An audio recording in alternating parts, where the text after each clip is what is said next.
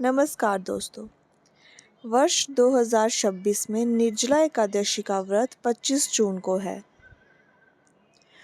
तो क्या है निर्जला एकादशी की व्रत कथा? आइए जानते हैं। महाभारत काल से जुड़ी है निर्जला एकादशी की व्रत कथा। इसके अनुसार पांडवों में भीमसेन को भूख अधिक लगती थी, जिससे वे एकादशी का व्रत नहीं कर पाते थे।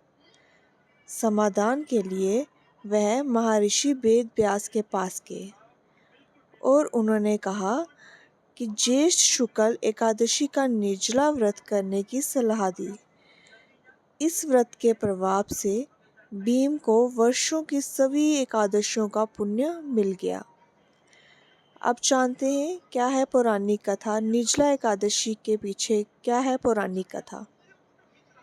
एक बार जब महर्षि वेद व्यास पांडवों को एकादशी व्रत का महत्व बता रहे थे, तब भीमसेन ने उनसे कहा, पितामह युधिष्ठिर, माता कुंती, द्रौपदी और मेरे अन्य भाई एकादशी का उपवास करते हैं, लेकिन मुझसे बिना खाए नहीं रहा जाता। कृपया करके मुझे ऐसा उपाय बताएं जिससे मुझे सभी एकादशियों का पुण्य प्राप्त हो सके। वर्ष में एक बार निर्जला एकादशी का व्रत करने से सारे वर्ष की एकादशियों का पुण्य प्राप्त हो जाता है। भीम की यह बात सुनकर महर्षि वेद व्यास जी ने कहा, हे भीम, तुम ज्येष्ठ मास की शुक्ल पक्ष की निर्जला एकादशी का व्रत करो। इस दिन बिना जल और अन्न के उपवास रखा जाता है।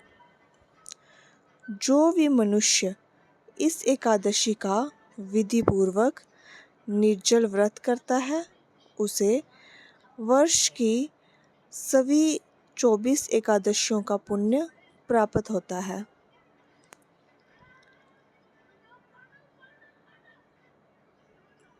निर्जला एकादशी का व्रत करने से सभी एकादशियों का पुण्य फल सहज ही प्राप्त हो जाता है।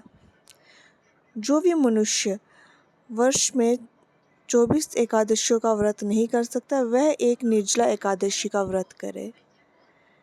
फिर वेद व्यास जी की आज्ञा मानकर भीमसेन ने इस कठोर व्रत का पालन किया। यही कारण है कि इस एकादशी को भीमसेनी एकादशी या पांडवी एकादशी भी कहा जाता है।